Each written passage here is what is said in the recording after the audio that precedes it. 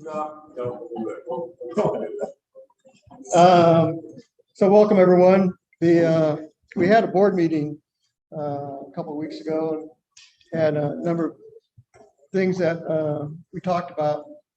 We're doing elections. We're announcing the slate for elections for 2023. We're a month early, but anyone who wants to put their name in the hat for running on the board, you can do it between now and October, because our official voting is going to be on November 8th. So you should have all seen the slate in the newsletter. We added 2 new board positions. Dave Wood is going to be our, well, he's always been our education coordinator, but we made that an official board position. And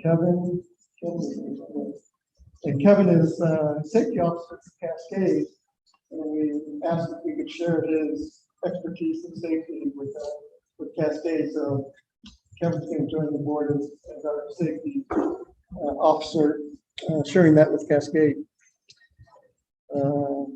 So we talked about we have a few board members that have been on with Northwest for a long time. No one can ever remember the dues being less than $35.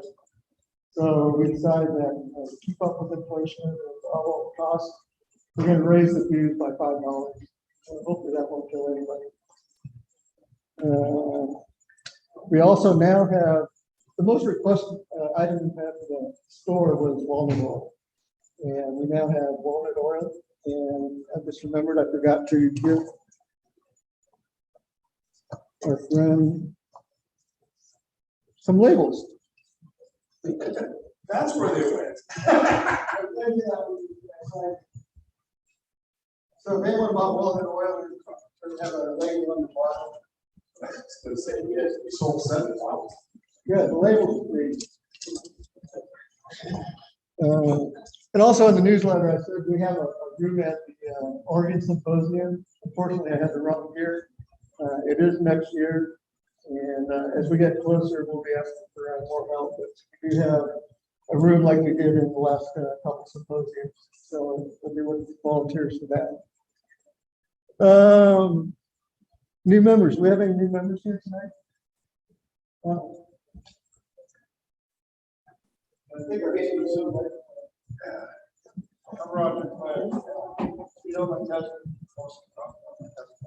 Oh, yeah. Turn again. Start my song. Welcome.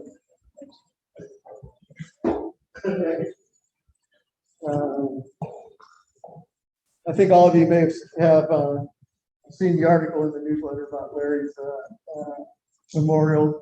We had good representation from the club, so we all miss Larry. Our membership right now is 282 members, which is pretty amazing. We had since Nova Days, which is October, 2-3 weeks ago, we've got 7 new members from that show. So we had a lot of interest. Okay. Show and tell. Who wants to do show? Yeah.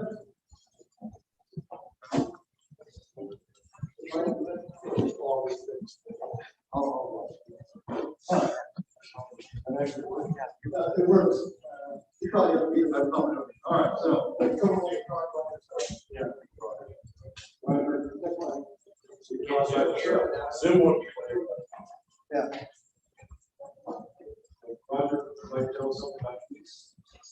It's a big ladder that about 2 millimeters, and I used the NSK different designs, acrylic paint, and I used a stencil airbrush for it. Not a great airbrush, but it turned out pretty good. This was just trying to practice on developing a walnut oil polymer bowl, and this again acrylic paints.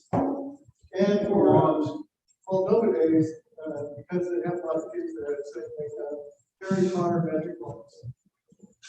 And, it's a great squiggle exercise. So they sold 5 or 6 of them. So it's pretty good. Just talk is hot. And that would be even, it's on. You heard? Yep. Yeah, okay. Okay. So. Unfortunately, we had that going on. So I'll go over you want to.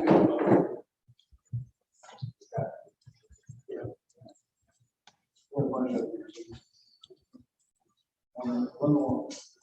Well, this first one is actually commercial wood, and it was a little overaged. See, Roger, can you stop sharing your screen? Like that. It's first wood for the big area. Thank you. It turns very nice. It's dry. This is maple. It's actually Norway maple from over in Milwaukee, where a lot of areas are dying from virus. And this tree was growing slowly.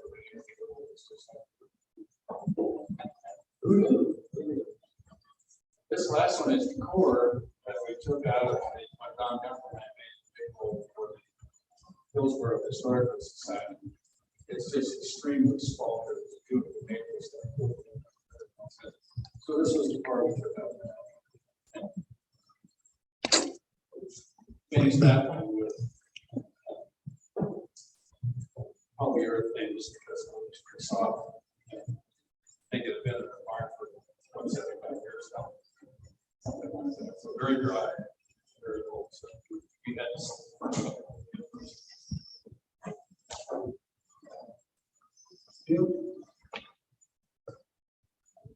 What is this road? What is this?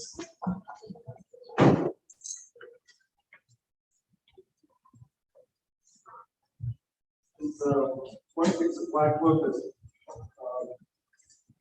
I was turning a bunch of gas solutions. Guys going down I picked up they put all which on the magazine, all down Arizona, a whole bunch of coffee. And I looked at it and I thought, oh, I could do something like that. And I had a piece of black locust and I got the raffle years ago that sitting around my house. And I figured out something for it, and it really was good. Because the locust is like it's way different than anything else I've done before or since. You know, paint is very old. Probably well. Good. Thank you.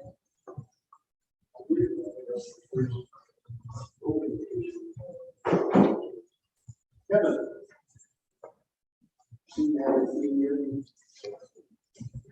So I've been also at Tony's town already the southwestern part of kind of model after a southwestern native flavor plant. They maple, you know, on the side. This one I didn't move, see, maybe a couple others that have more of a terracotta on the inside. This one's a little mini one I did, piece cherry. This one's a great turn, which I really like. It turned big, so one of the work, the old ones are kind of wonky, so they're handmade and wood pottery. So I kind of want to take that, but I'm going to try to keep thicker ones too, just to get the big for we just feel like. Then I got to go all ones, just curly big maple.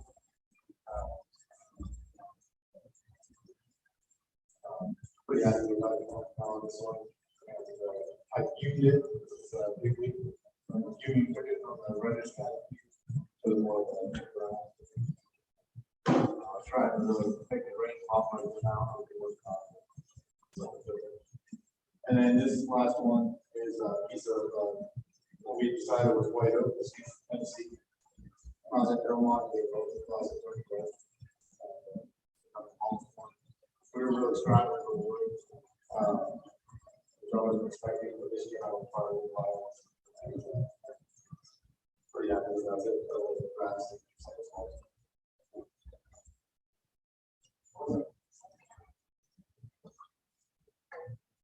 No.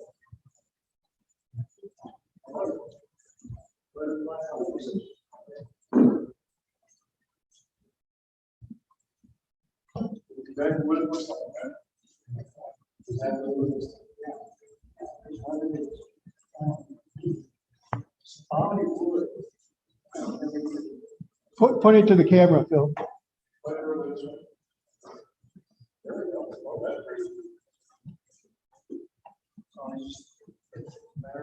Straight ring.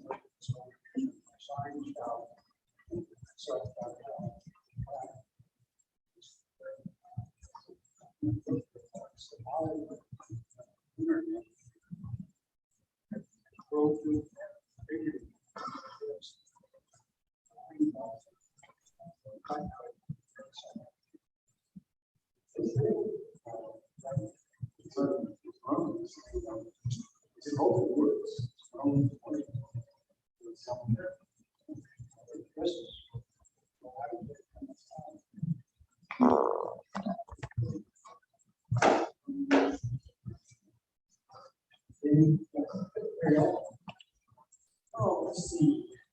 This is either cherry or Beechwood, I'm not sure. Finished with wax and friction polish. It's heavy because I don't have proper tools. I have a fun on the side, and it's actually still dry. Had it craft, but I think for that, it's still on. I coat the side more. So here, trying to control it. Nice.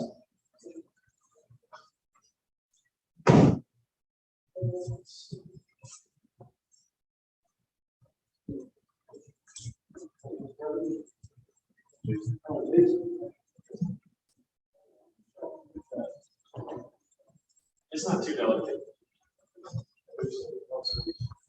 It wasn't a semi-gross, so I had forgotten that this was the demo from a couple of months ago. Hey, Mike. And I had seen some pictures of the live edge waterfall process that Sandy Drosta does. And so I bought just a couple of courses online. So it was like $20 to buy the course. It was a much larger piece of wood, and I didn't want it to be super deep, and I ended up overshooting. So there's very little room inside the box. But I was happy with the way it turned out, and I like doing the black wood finishes. So the Ellen Burl, I don't remember where I got it, but and then the black wood from Gilbert in Portland. No guidance, your safety lights.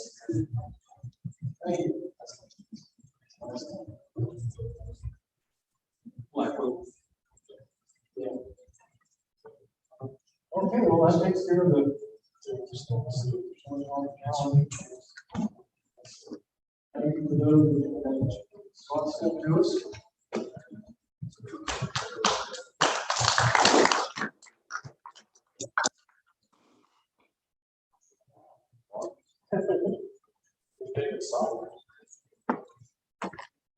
So I've got one more from someone who mailed a picture into Bill Carroll. Let me show that gorgeous piece.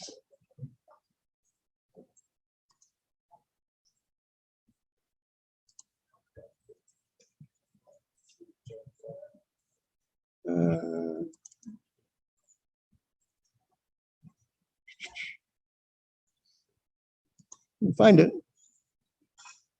So this is from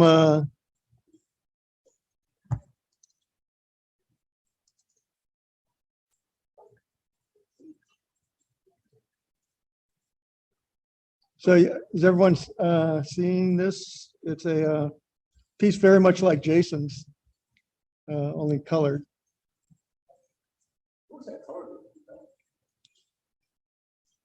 Looks like a number of different dyes. Anyways, Doug's not here. Doug Prez. Okay, so now we're ready for our demonstration. So I'm gonna be over there for a minute and I'll talk extra loud.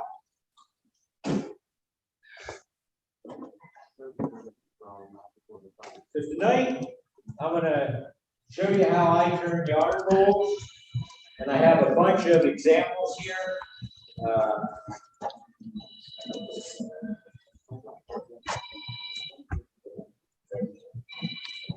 So this is a piece of ash that I turned into a yarn roll and I cut the hook in it. This one is about just over 5 inches in diameter, and it'll hold a 7-ounce skein of yarn. The smaller ones are 4-inch, and they'll hold a 4-ounce skein of yarn, and they have the hook cut. But I don't always cut the hook. This one is a really good yarn roll out of pearl, but it's got such a, I cut the radius on the inside so the ball won't come out if there's spin. So a lot of people buy these because they can use it for multiple purposes, not just a yarn roll. When they knit, they can use it for candy, they can use it for whatever. So designs are whatever you can imagine. This one is a lidded bowl, and it has a holder for a crochet set with interchangeable handles and a lid. The people who have cats like lids.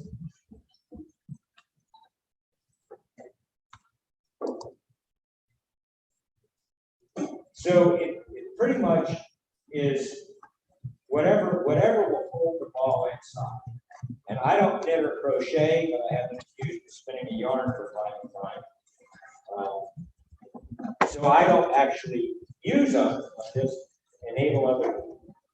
This one, this is a maple burl, and I left the natural edge bark inclusion. It made a perfect spot for the yarn to feed out of it, and I never cut it up. The piece that I'm going to use today for the demo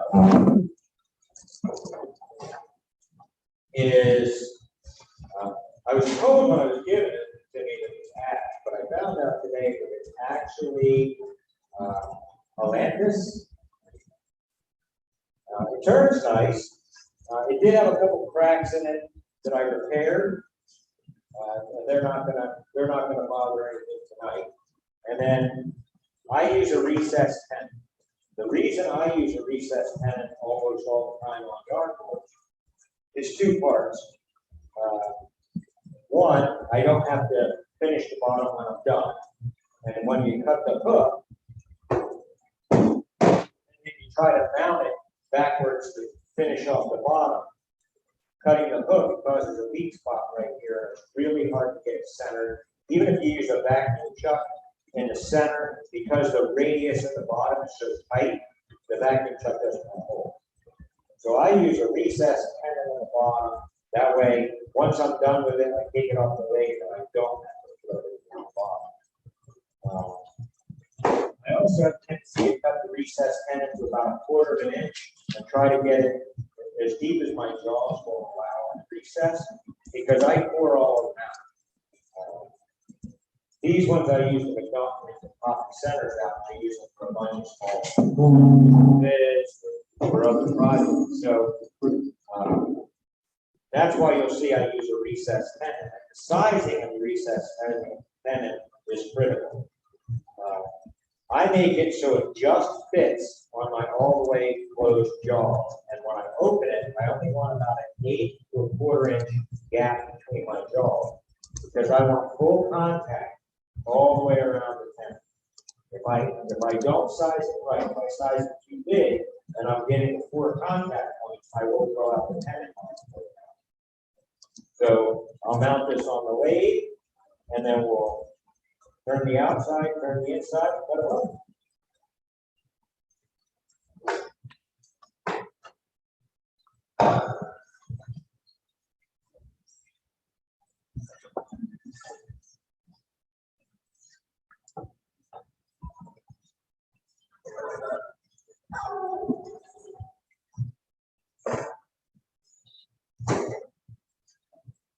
When I'm putting these in the recessed pennant, I lock the spindle,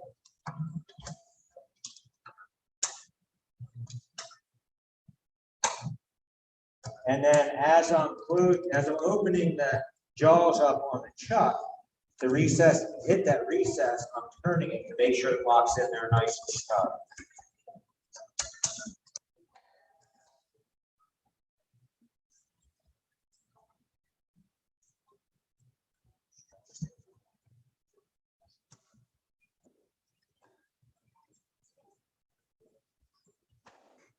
We had it. I chewed this up on my way to home. It's not too far off.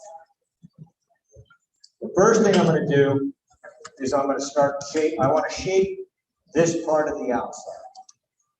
And then I want to drop this outside lid down just a little bit. So when I go in and cut that recess, when I cut the inside and I cut that concave surface on the inside, I want to get the outside done first.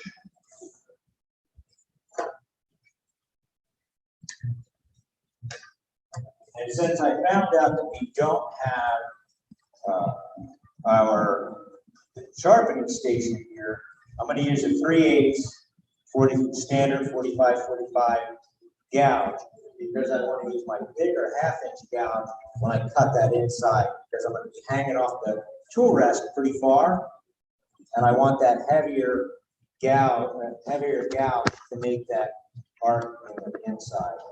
I don't need this.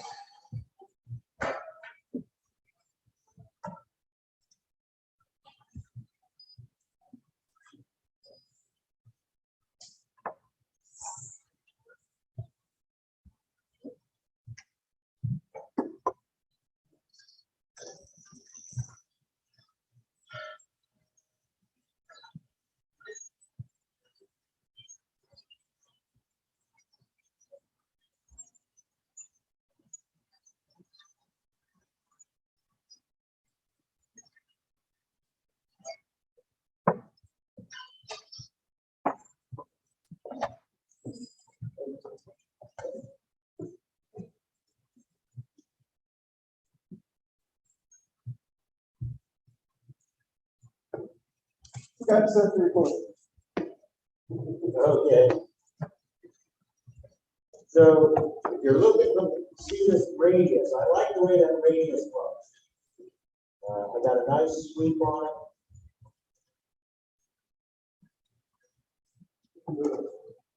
Better? Yeah. Okay, sorry about that. You have the mute switch on when you have fast. Oh, sorry. I also probably because I got this on. Yeah. No, that's perfect. Yeah.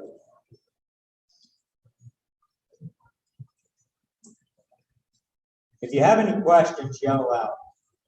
I don't have my hearing aids in. Better? Yep. So I like the roundness of this.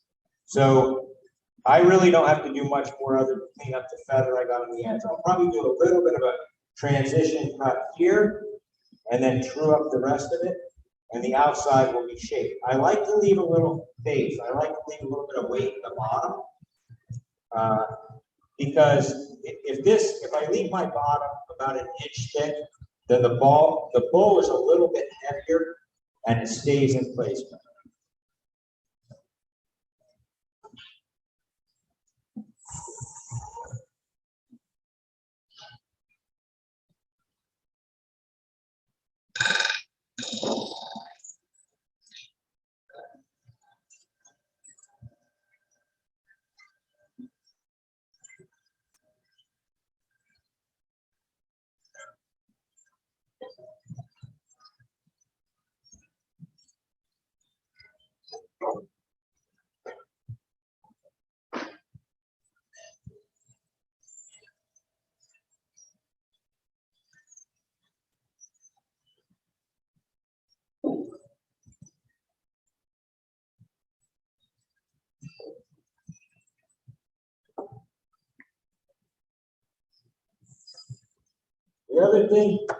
The other thing to remember here is you don't want to take too much of this shoulder off because we are using a recessed tenon. If I get that too thin and I get a catch when I'm doing that inside, then we don't want it to break that tenon.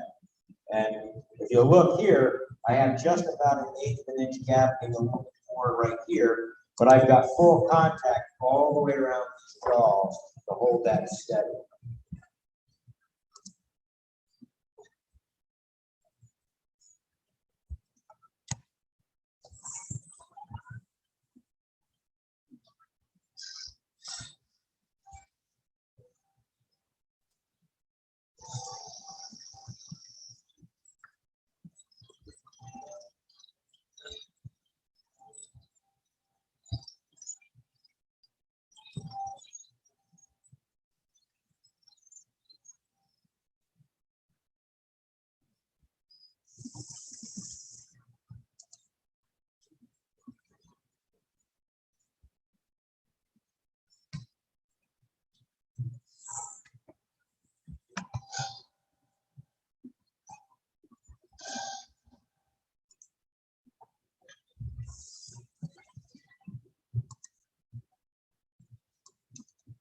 I think I can get away with a little bit more round on that, just a little bit more lip on the top, but I like the depth. Let's talk about that. So this bowl is about 5, just close to 5.5. So this will hold a full 7-ounce skein of yarn, depending on how tight the person winds it, how thick the yarn is, but most 7-ounce skeins will fit in. And we're about 3 inches deep. So I normally like the depth to be at least half of the diameter. And that way, the apex of the ball is always below the ground. And it has less likely, even if you don't cut the hook in it, it's less likely to come up over the top because it's pulling the apex of the ball. So if you're cutting the hook, definitely try to get that at least halfway. So the depth has to be at least half of the diameter. And it will hold a lot better. Because you want that apex to catch that little lip right there and not right up over. And then I have this cool thing, which I made checking depth.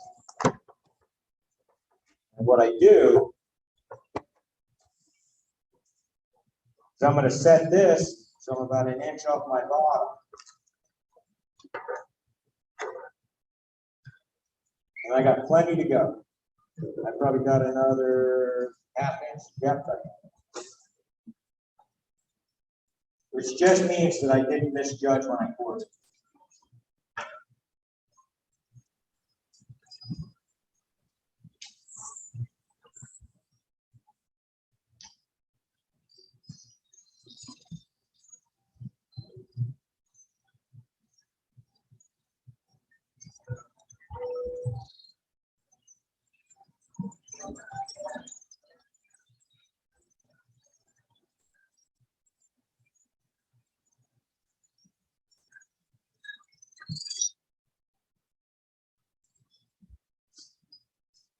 So when I'm doing the outside, you notice I got my gown stuck in tight and I'm moving my whole body. That's got, Thanks.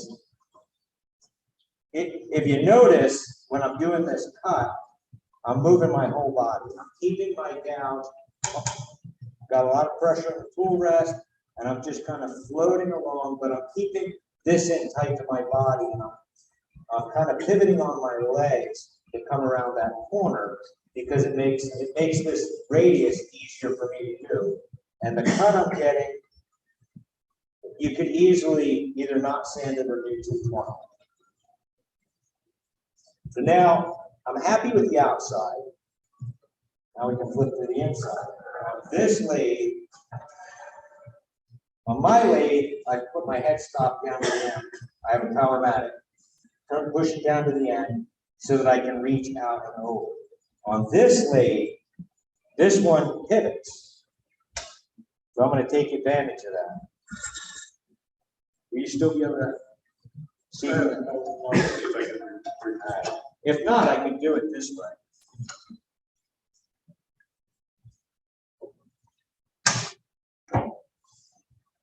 Will you be able to get inside that? Will it be easier for me just to do it straight? Sorry.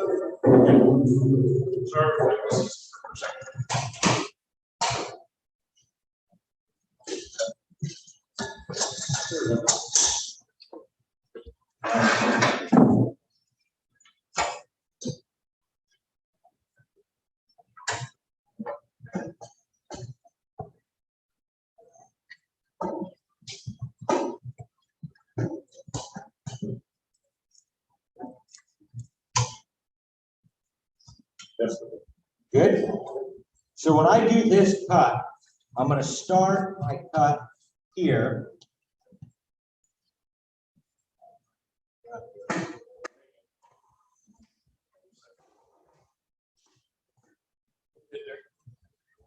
So we move the table. And we put it there.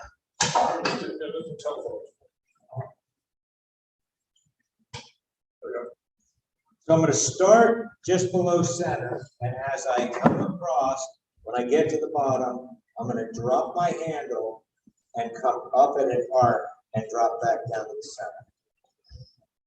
And that'll give me a nice, even, smooth radius on the inside of that hole.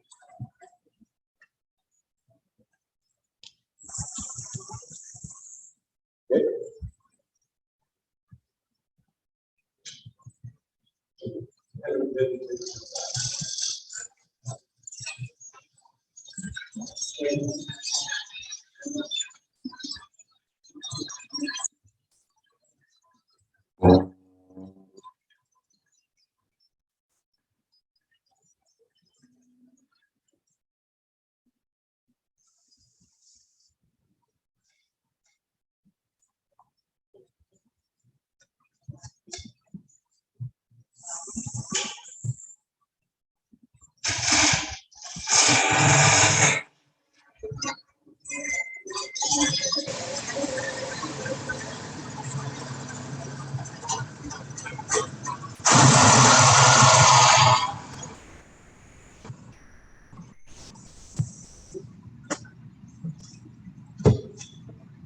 One thing when you're cutting that radius inside, it holds the shape inside.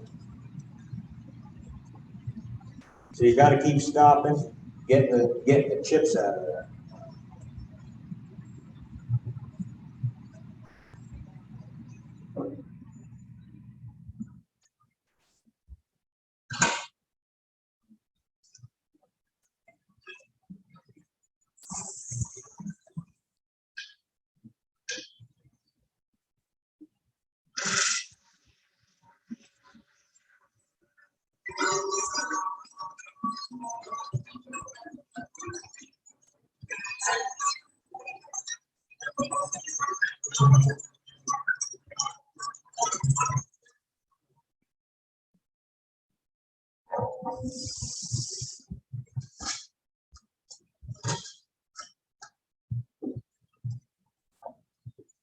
So the wall thickness on these, I don't like to get too much past an 8.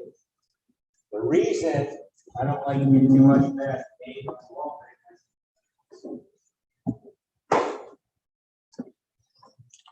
thickness is this right here.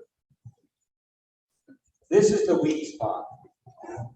So if you get too thin, anywhere between a 1/4 and a 3/8 and an 1/8 is really good.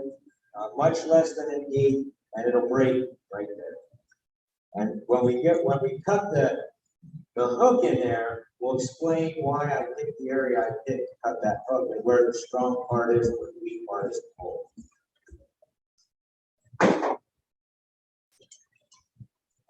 And our outside is getting pretty close to where we want.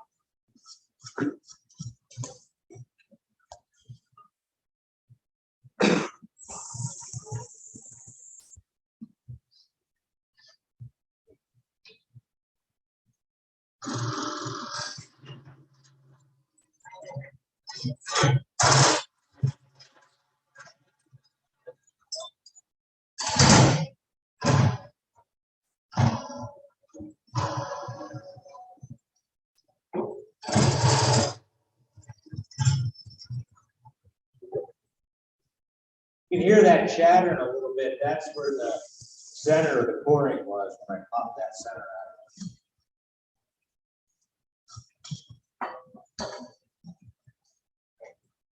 We got plenty of room for depth. The other thing, when I do the final cut, I'll do the 1/2-inch gouge. Just a second.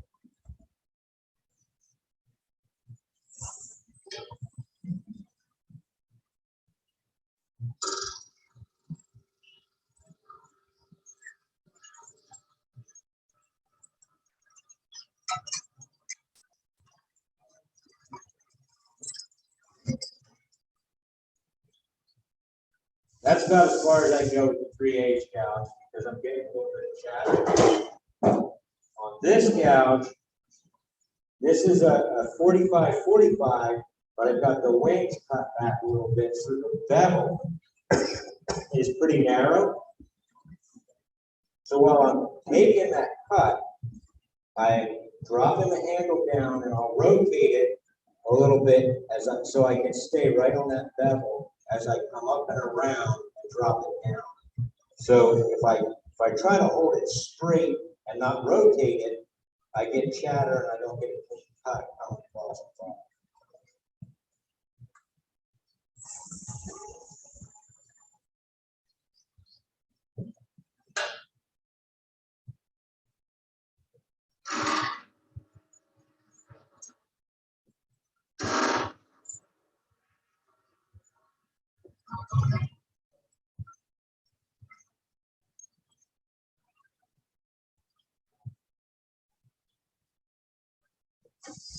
I don't know if you could tell the difference. I can feel the difference. I don't know if you can tell from there the difference in chatter. Mask up. The 1/2-inch gouge over the 3/8.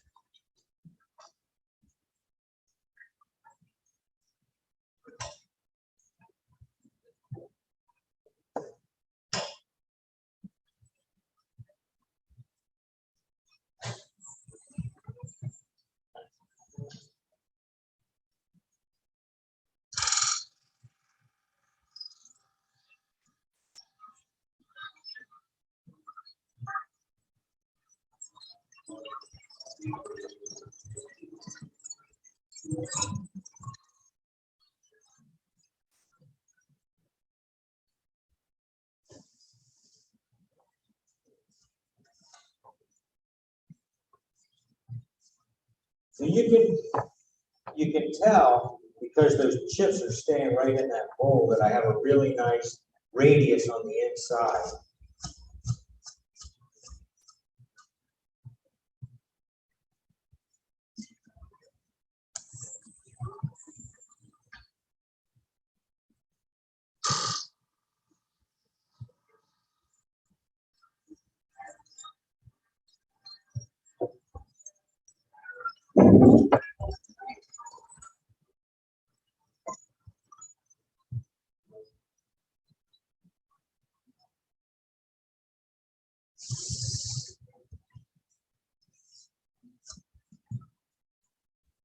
Say the wall thickness is probably pretty close. The wall thickness is probably pretty close to an 1/8 right now. Go a little bit deeper.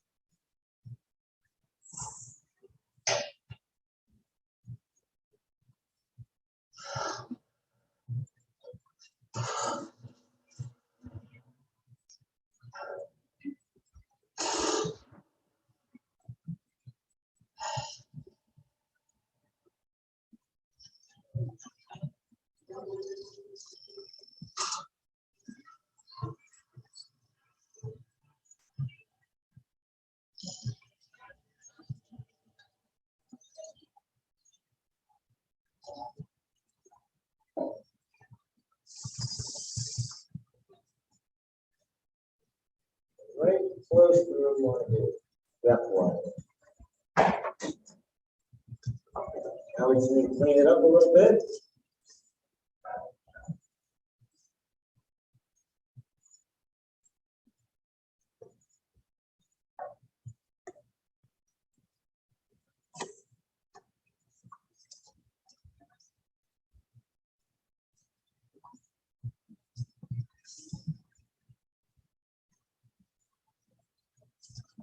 This is going to be a really light cut.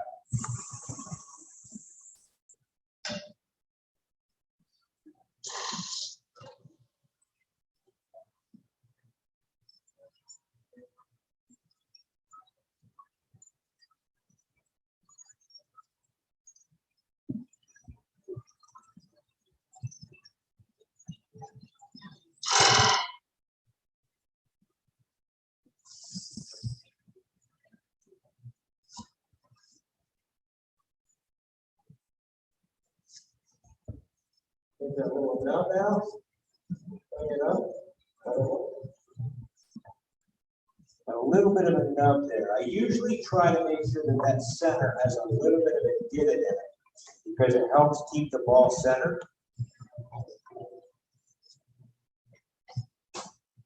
But my transition from here to here is nice and smooth from the very top all the way around.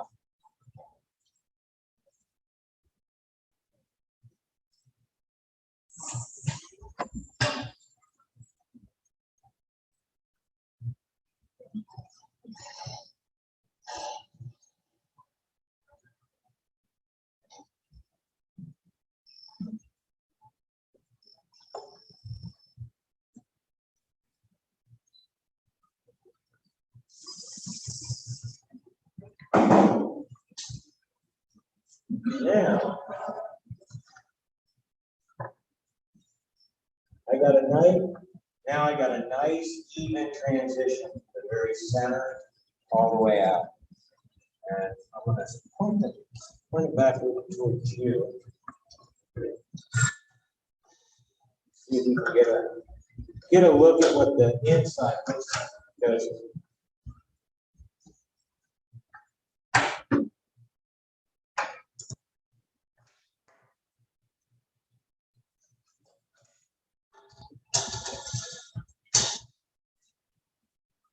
I don't know if you can tell. So from here all the way here, it's one smooth, even cut from here all the way down. There's a few little tiny bumps, but I want to clean this up.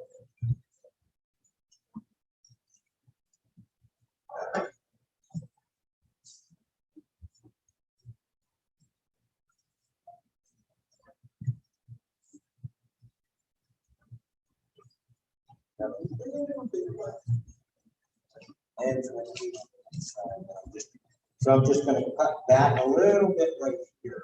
I'm going to cut it at the opposite angle and maintain that little bit of a lip right there. So right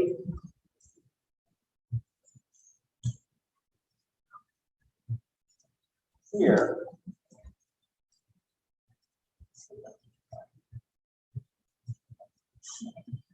so right here,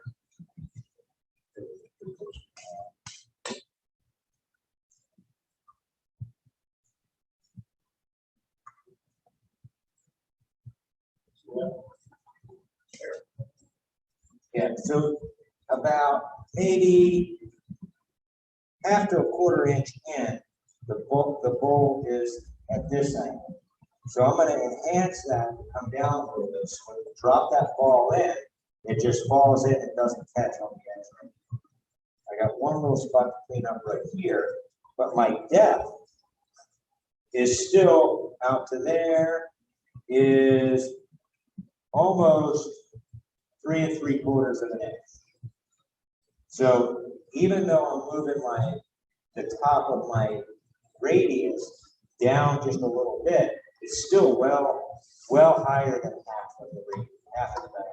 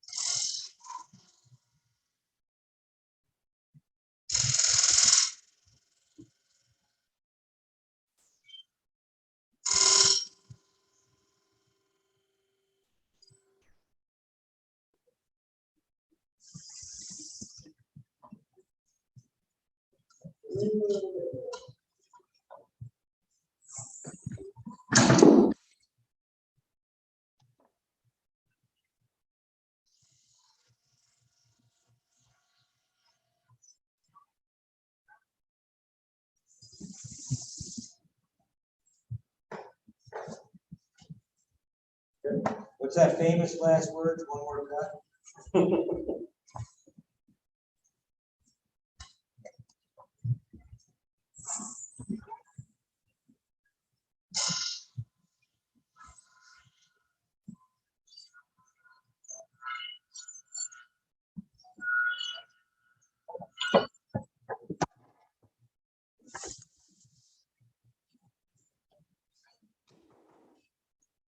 Now you can really see, zoom in right here.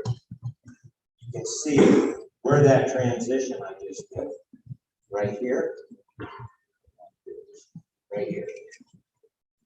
So that's just where I back cut that a little bit. And there's a nice lip right inside there. That's just enough to hold that ball. But we want it perfectly round on the inside, nice and smooth. So I'm going to take a negative rake scraper and I'm just going to lightly touch it.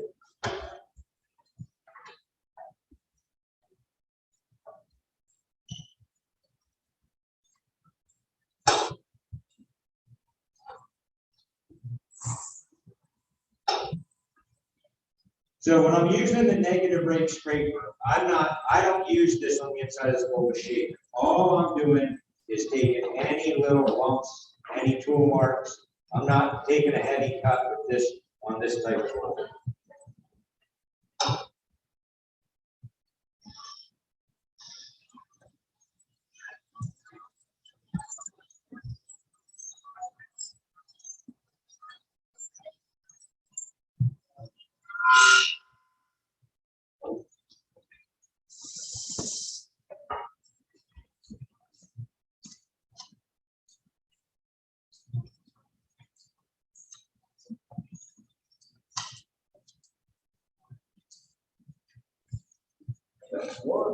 One little spot right there we'll clean up, and then I'll hit it briefly with 220, and we'll go do the next step.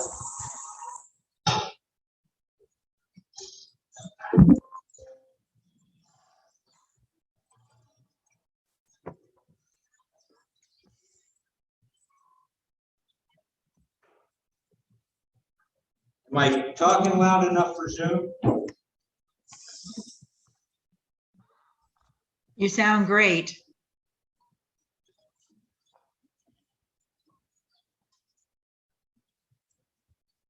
So that inside,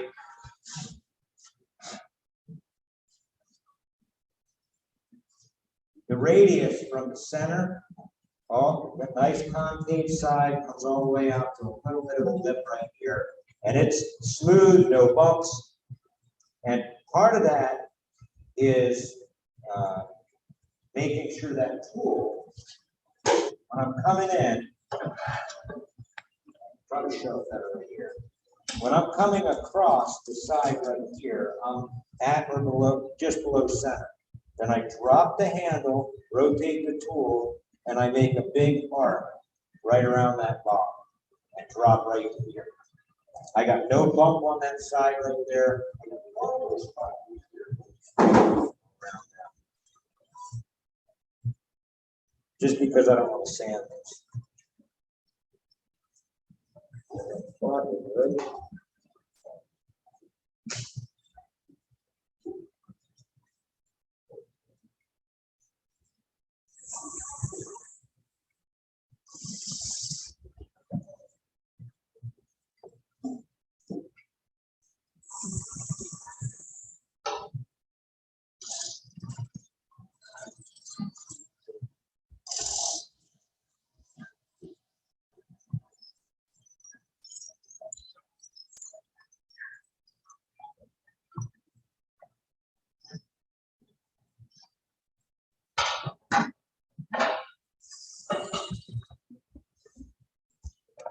To steal a phrase from somebody else, I don't want to make the inside diameter the inside depth greater than the outside.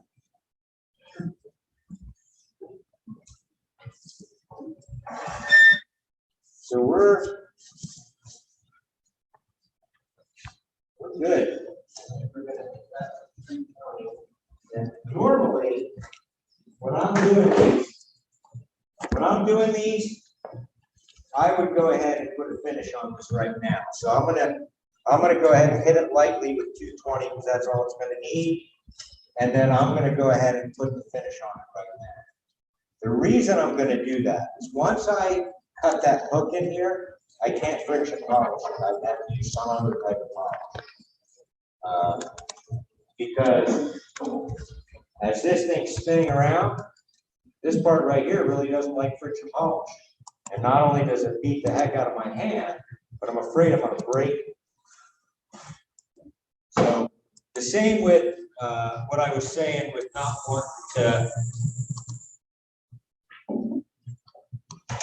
wanting to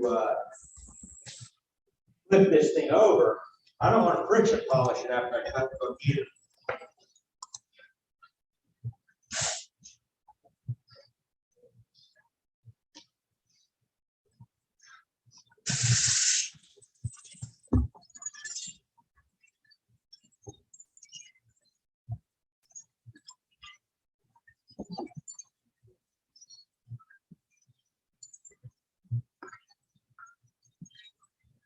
Hey, John, we have about 10 minutes on my battery. We're going to lose the Zoom connection.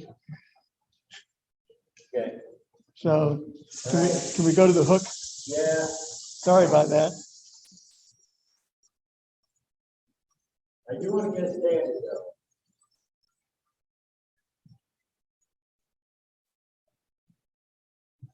though. All right. That's okay. I will just take this one home and I will stain it like that. So because we're going to lose our Zoom connection, I want to cut this hook real quick. And just to let everyone know, John and I recorded the whole process a couple days ago, so that will be on our YouTube channel shortly. And Roger's editing actually made me not look too bad. All right, so now we're going to talk, and I only got 10 minutes for Roger's batteries to go. Where do we want to cut this hook? We don't want it any closer than an inch to the rim. If you get too far out where you cut your circle, where you put your hole, then when you're dropping down, you're finding the inside radius where it gets a lot thicker. The thinner the wall is, the easier it is to cut the hook. But the thinner the wall is, the more fragile it is. So you got to kind of balance it out. And in this one, because of the grain pattern is almost all going this way, it doesn't matter where I cut it. But when I cut